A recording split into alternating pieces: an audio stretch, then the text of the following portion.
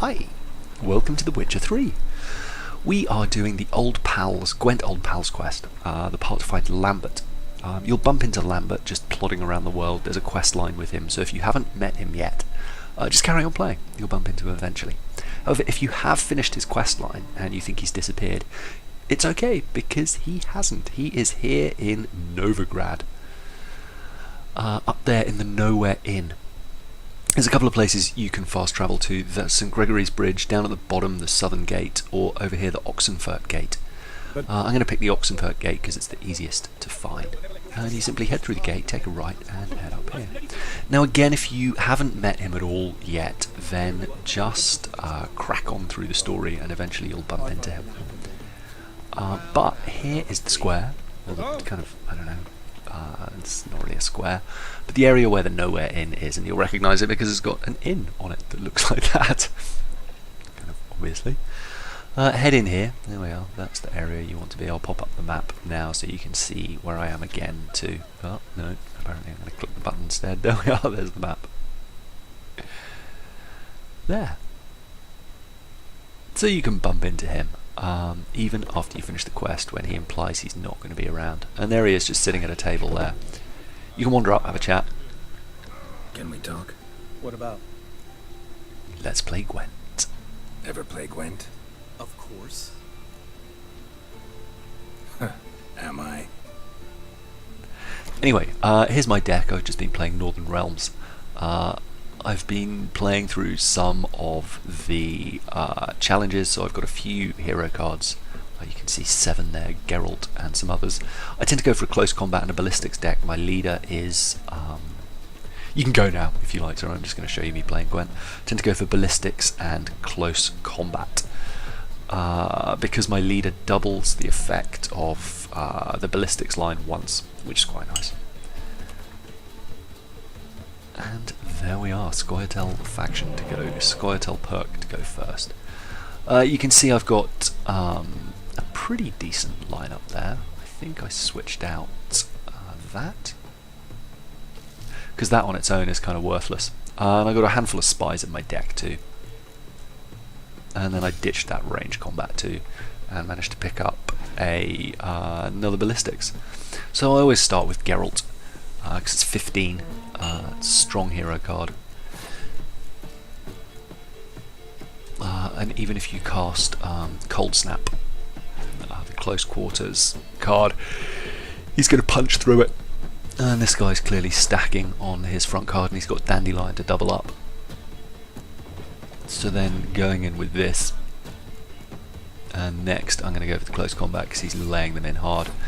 I try and hold off on the close, the freezing whatever it is that locks up the first line until he's really committed, because if you play it early, chances are he's going to avoid doing it or just retire. There we are, so he's probably out of close combat cards. That's a bit of an issue, although thankfully he doesn't have too many of those in his deck to draw from. But now locking him down, because Geralt's a hero card, his points won't be reduced. There we are. Unfortunately he had a clear weather, but at least that forced it out.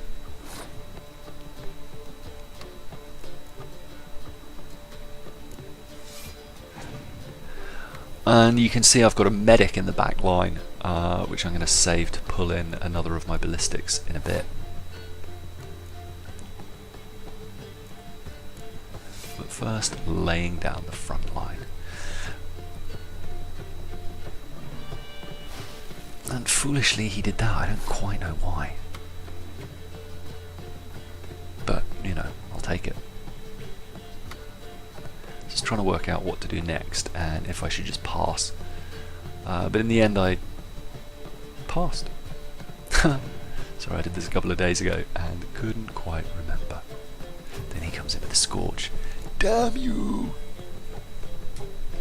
And gets the win, but thankfully he's burnt out a lot of his cards, and I've still got a spy and a medic. And because he doesn't have the Northern Realms perk, he's going to be in a world of pain. He's got a medic there too, so he's pulling in a few more cards, but now he's down to 1, so even if he's got, well, I mean, if he had a spy, I guess I'd kind of been in trouble. But I pull in one of my ballistas there. And I've still got my leader ability, so I can double up the strength of my back row. And there you go, he's passed. So I pass again because I've got the win there, and he's only got one card. So unless it's a 10 or a 15, like unless he's got Geralt, I'm probably going to be okay. Although with that said, I've still got the spy card, and I think he's just got clear weather or something. Oh no, he's got a medic. There we go. So he's got a total of 6, which was just a really weird thing to play, but there we are. So I don't even have to make that much of an effort. There we go. All done. And there's the win. And from Lambert, I forget exactly which card you get from him, but we'll see now. You win. Oh, I can't believe I gotta get... Triss Merigold. Right, she's a really good card. 7 ranged plus a medic, and obviously a hero card.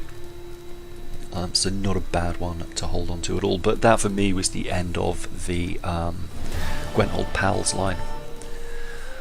So that's that. That's where to find Lambert. Head to the Nowhere Inn. There you go. Pretty straightforward stuff.